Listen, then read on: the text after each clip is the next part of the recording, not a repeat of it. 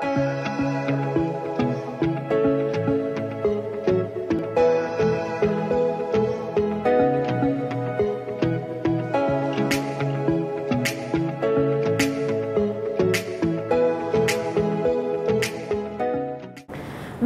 sevgili öğrencilerim, sevgili canım öğrencilerim.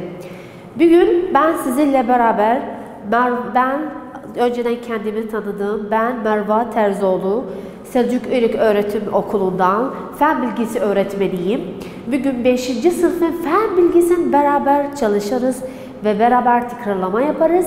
Bir saat fen bilgisi 5. sınıfın tekrarlaması yaparız. Tamam canım öğrencilerim, hepimiz beraber başlarız. Önceden biz 4. sınıfta da belki de okuduk. Bir tekrarlama basit yapacağız. O da hücre.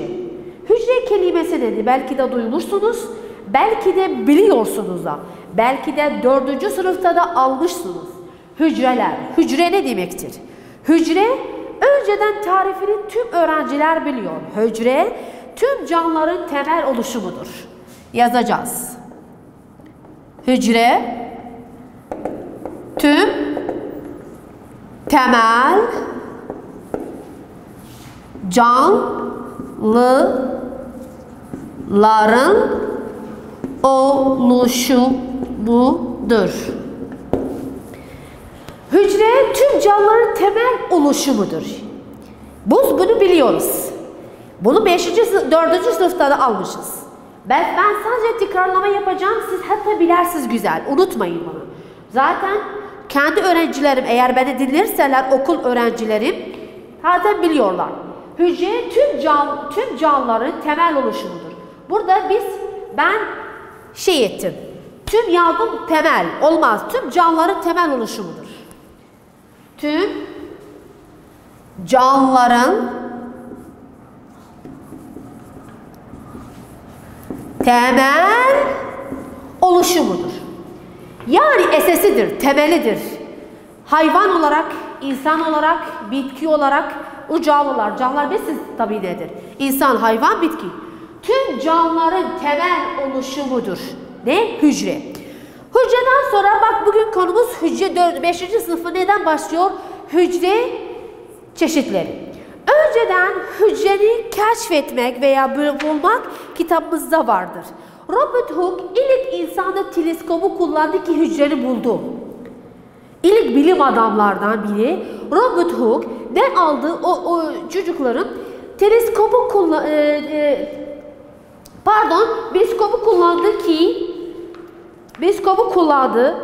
Biskopu kullandığı şeyde ben önceden dedim teleskop yanlıştır. Teleskop sadece uyduları görmek için veya ben mikroskop. Çok öğrenciler de bu yanlışı yapacaklar. Mikroskop nedir ki canlıları görmek için, ki küçük şeyleri görmek için kullanılır.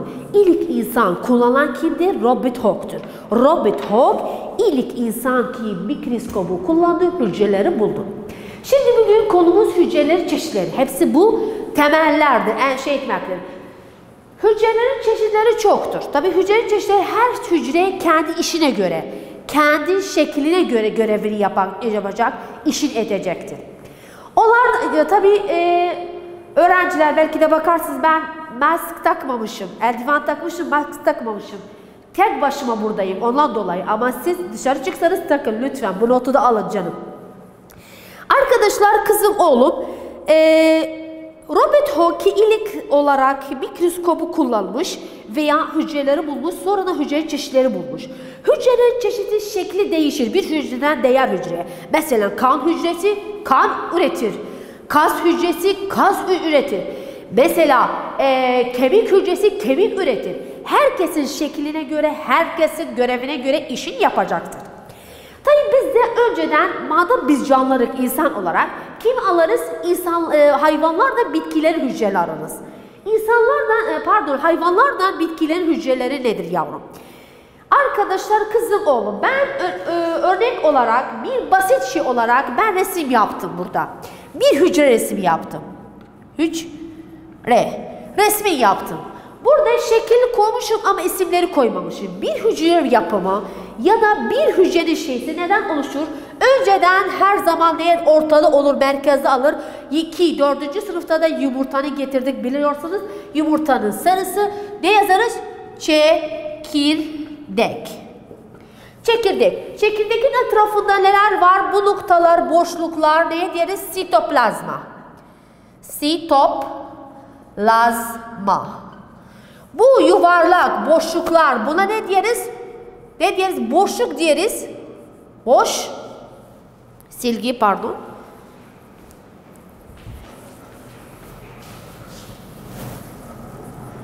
Boşluklar. Arkadaşlar bu ne? Hücre zarı. Arkadaşlar bu ne? Bu da en önemlisi mitokondri.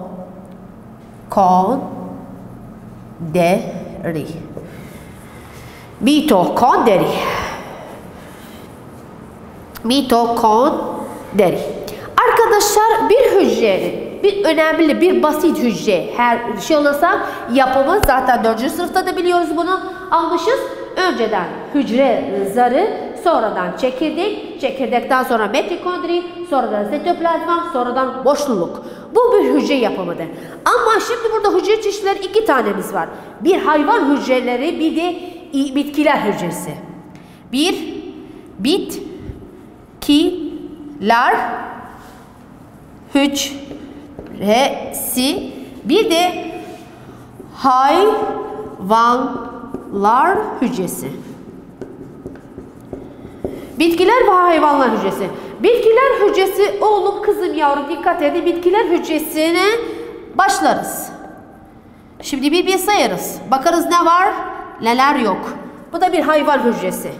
Farkını bilmek lazım. Zaten her zaman sınavlarda, sorularda arkadaşlar kızım oğlum dikkat edin buna.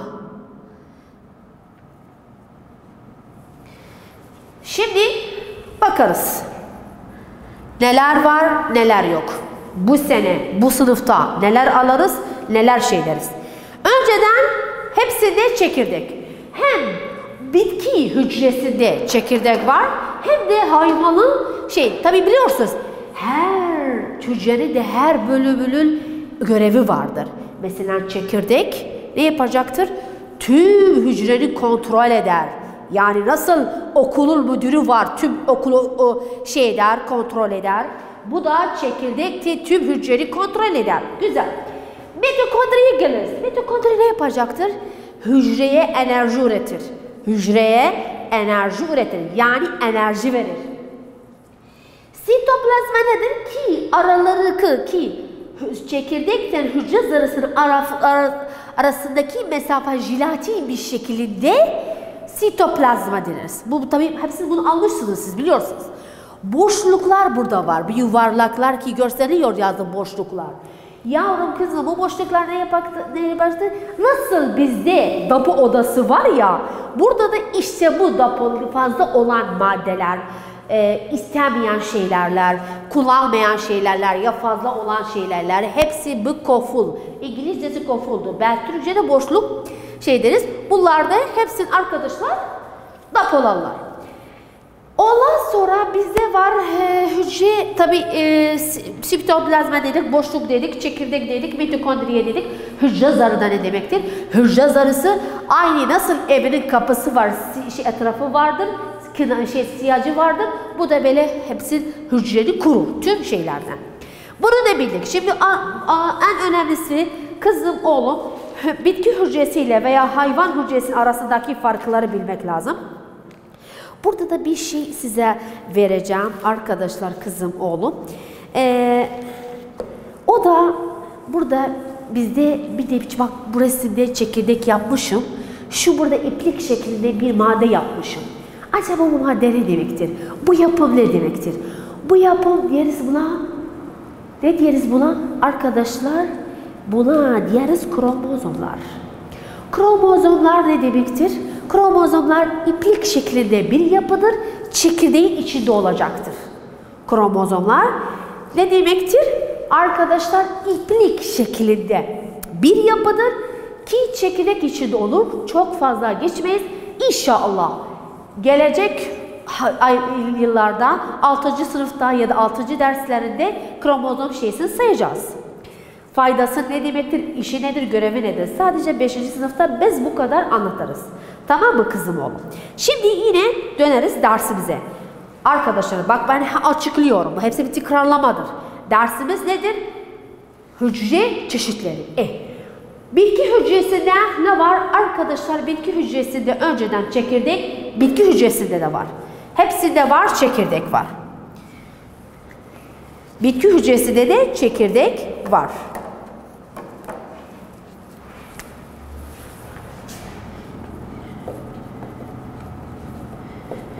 Hayvanda da var.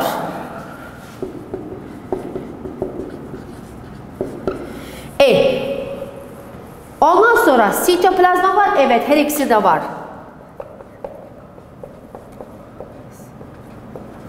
Bunda da var. Hayvanda da var sitoplazma.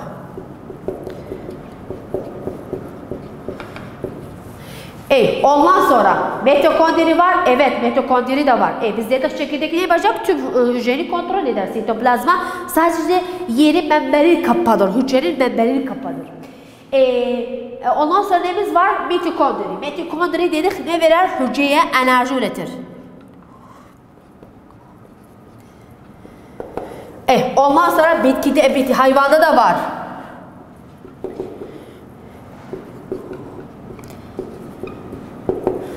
Arkadaşlar, çekirdeğin içinde kromozom var. Evet var. Çekirdeğimiz içinde kromozomlar var.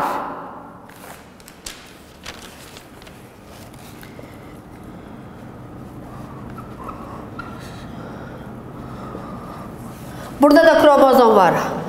Hayvanınkında da var.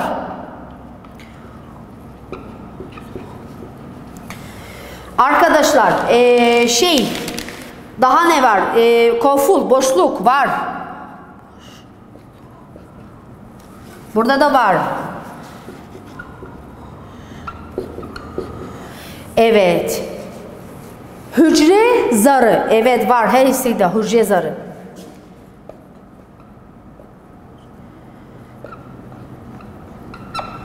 Hayvanda da hücre zarı var.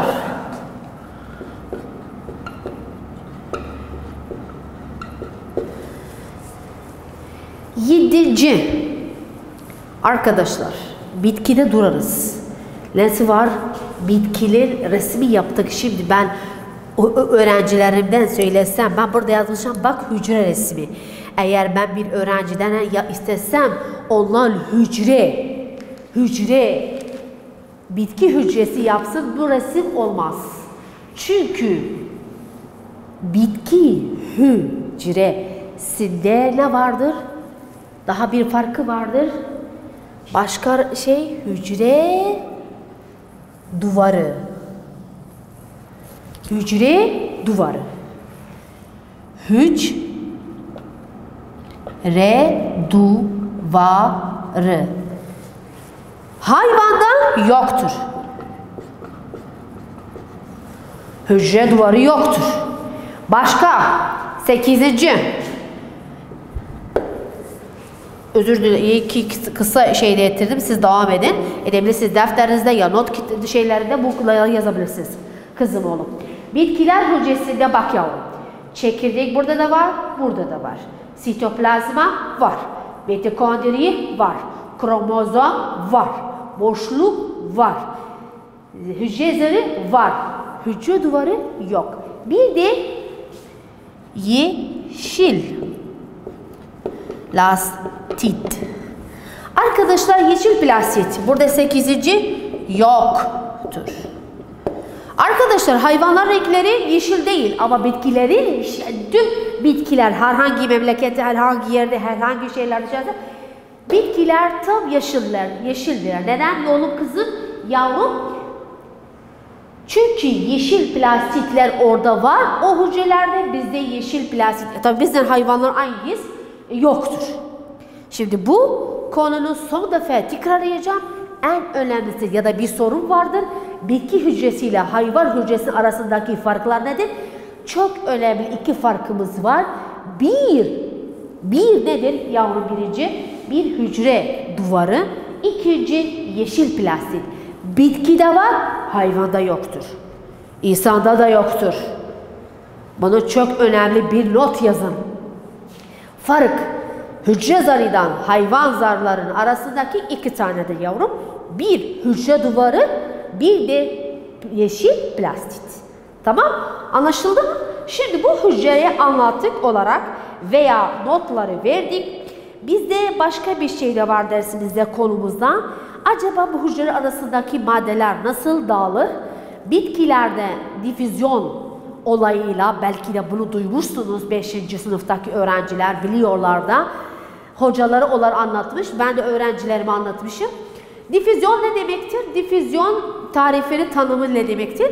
Hücredeki maddeleri tüm yerlere dağıtmak. Yani mesela bende bir parça ekmek vardır. Bu ekmeği öğrencilere dağıtmak için parça parça edeceğim ki tüm öğrenci hakkın asıl şeyi alsın.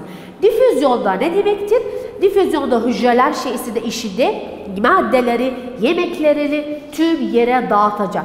Yok mesela ben bir öğrenciye 5 parça vereceğim, bir öğrenciye bir parça vereceğim o ekmekten. Olmaz. Difüzyon ne demektir? Hepsini beraber bir çeşit, bir yüzde, bir şeyde bunu dağıtacaktır. Bu difüzyon olayıdır. Bir de ozmo özelliği vardır. Ozmo özelliği de arkadaşlar bitkide su dağıtmak, bitki hücresini su dağıtmak için. Yani bazı zaman su çok olur. Bu ne yapacaktır? Bu alacaktır. Bazı zaman da bitkilerde su yok. Mesela yağmur yağmadı ya da bahçeyi ben sulamadım, unuttum. Ya bir bitkiyi ben unuttum, vermedim su. Yani ne olacaktır? Bu ozmo özelliği yapacaktır. O aldığı, o depoladığı suyunu o zaman birer bitkinin köküne veya topraktaki suyunu alacaktır, dağıtacaktır. Bu da ozmo özelliği. Çok önemlidir. Ozmo özelliği ki su dağıtıyor hücre arasında. İlk notu da size verdim. Şimdi kızım, oğlum, yavrum. Bu konuma tabii biz daima hücreni anlattık. Hücreden sonra başlarız ne demektir? Bu notları yazdınız inşallah. Umurumdadır. Resmi de unutmayın çünkü çok önemlidir. Resim sınavda da gelecektir. Her öğrenci bilmek lazım. Bu hücre resmidir. Ama iki işi ettiğiniz zaman yani bitki şeysidir. Bu arkadaşlar unuttuk da şeyden bak. Bu hücre duvarı. Daima ben hece şey edeceğim ki öğrenci bilsin de yazması da şey olsun. Hücre duvarı. Arkadaşlar anlaşıldı mı? Bu resmi bilmek lazım. Bu notlarda almak lazım. Farkları da bilmek lazım. İki farkımız vardır ki birincisi yavrum budur. İkincisi budur, bu farkı. Bu bir, bu da iki. Anlaşıldı mı? Şimdi başlarız. Acaba biz zaten hücre yok. Hücreden başladık. Zaten bildik. Yazdık tüm canlıların temel oluşumudur. Yazdık. Ne yaptık? Hücre tüm canlıların temel oluşumudur. Ki hiç bilmez. Acaba bu hücreler hücre kalacaktır? Yok. Çalışırlar. Nasıl anne baba evlenir, çocuk bir çocuk, ikinci çocuk, yani aile koyacağız, ev koyacağız. Bu da böyle yavrum. Hücrelerde beraber çalışırlar. Hücrelerde beraber çalışırlar, da oluştururlar arkadaşlar, kızım oğlum. Doku oluştururlar. Doku ne demektir? Doku bir sürü hücre beraber çalışır, bizim için doku oluşturur. Dokular beraber çalışırlar, bizim için organ oluşur. Organlar, bir çeşit organlar beraber çalışırlar, bizim için sistem oluşur. Bu bizim hayatımız. Benim, sizin, hayvanların, bitkilerin. Bakın nasıl olacaktır. Bunu izninizle sileceğim, başka şey yazacağız. Umarım bunu yazdınız veya anladınız ve notunu şey ettiniz mi yavrum? Şimdi aynı konuyu devam ederiz, tamamlamasını şey ederiz yavrum. Şimdi daima biz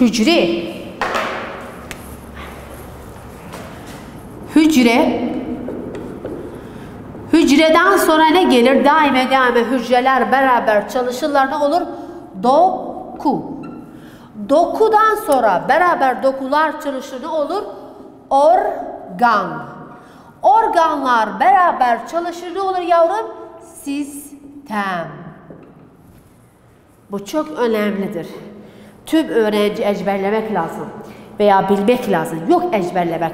Ben size edebiyat vermiyorum. Anla, sonra ezberle. Hücreler tüm canlıların temel oluşumuzun bir tanımı, tarifini bildik.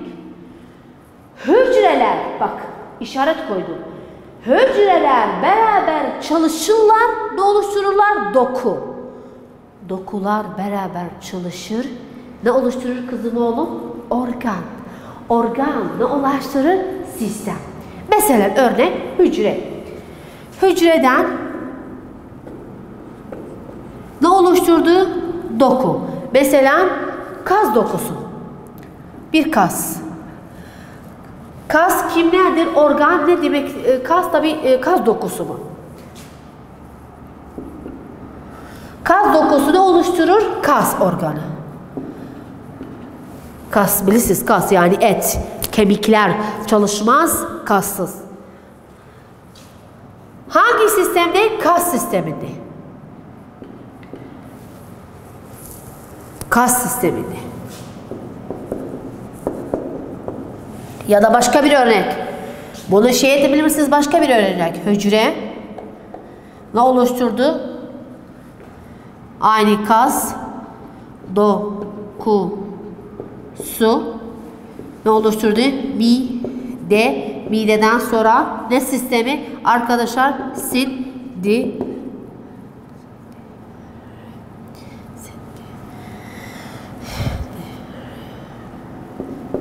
sistemi. Sindirim sistemi. Arkadaşlar şimdi kitapta da size örnek vermiş. Demeyin hocam nereden getirdi? Arkadaşlar sayfa 24'te aynı bakın. Uz vermiş size hücre. Hücreden sonra aynı. Bir parça et. Et oldu mide. Mideden sonra arkadaşlar sindirim sisteminde olduğu sindirim. M harfada demeyin bu nedir? Sindirim sisteminde oluşur. Bir örnek verdik. Kas da aynı başka kas sistemi de vardır. Kas sistemi de oluşacaktır. Şimdi bunu anladınız mı? Hücreler beraber çalışır, doku oluşturur. Dokudan sonra organlar beraber çalışır, sistem oluşur. Bu örnekleri size vereceğim. Şimdi en önemlisi insan vücudu. İnsan vücudunda bir soru vardı. İnsan vücudunda kaç şey vardır, kas vardır arkadaşlar? İnsan vücudunda 4 not olarak kas organ vücudu. Arkadaşlar burada yanlış yaptık.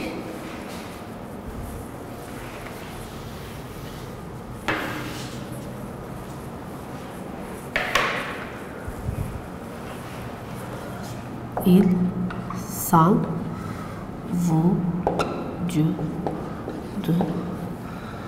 vücudunda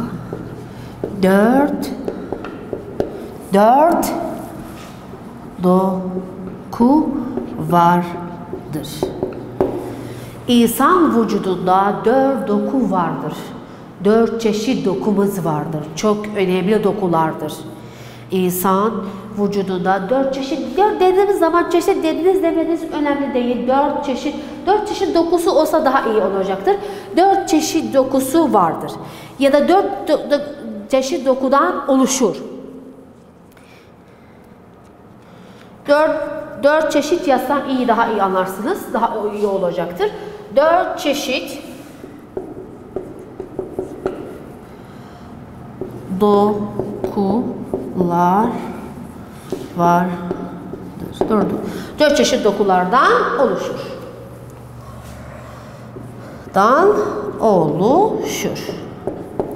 Arkadaşlar insan vücudu arkadaşlar insan vücudu 4 çeşit dokulardan oluşur. Dokuları sayarız. Çok önemlidir. Her öğrenci bilmek lazım veya anlamak lazım. Çünkü soru gelir. İnsanın vücudunda kaç kas var? 4 mü, 5 mi, 6 mı, 8 mi, 4. 4 ise bunları sayın. Bu saymakta nedir? Bizde var kas dokusu, sinir dokusu, bağ dokusu veya epitel dokular. İsterseniz siz de benim gibi kısaltma yapabilirsiniz arkadaşlar. Aynı kağıtta böyle şeylerde şey dersiniz arkadaşlar. Kas dokusu, kas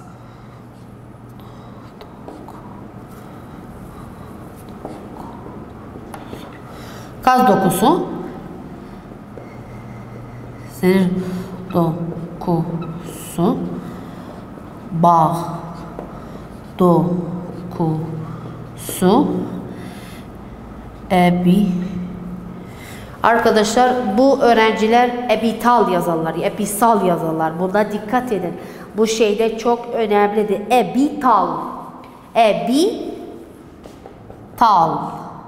Epital, pardon. Silgimiz getireceğiz. Elimizden silmeyin yavrum lütfen. Epitel. Dokusu. Arkadaşlar kas dokusu bir de sinir dokusu, yani asabi olmak. Sınır yazmayın benim için. Bir öğrencim sınavlardan birisi yazmıştı sınır dokuları. Yavrum sinir, ince olacaktır. Kas dokusu kas, etler, kemikler ki çalışmaz ki kas dokusu olmazsa. Bir de sınır dokusu ki tamam. Arkadaşlar biz bunu bu 5 tanesi şey deriz yavrum, kas dokusu ki kasları şey diyecektir, sinir dokusu ki asabiyet beyinden mesaj alır, acım sıcaktır şeyde çekersin, bu sınır dokusudur. Elim yandı, ah çok soğuktur, işte bu sınır dokulardır. Bağ dokusu kıkırta, yani şeyde bu kulaklarımızda vardır, çocuk dünyaya gelerden hele şey bağ dokuları vardır, kemik olur. Epitel dokularda vücudumuzu kaplayan şeylerdir. Yavrum kızım oğlum, şimdi bu kadar biz anlattık, bitki şeyleri, hücreleri anlattık, hücrelerin çeşitlerini anlattık veya hücreden sonra kimler gelir veya vücudumuzda kaç şeyler vardır, özetlerde veya gözden geçirmelerde şey ettirdik. Şimdi gelecek derste inşallah insanın vücudundaki sistemleri alacağız. Tamam? Canım.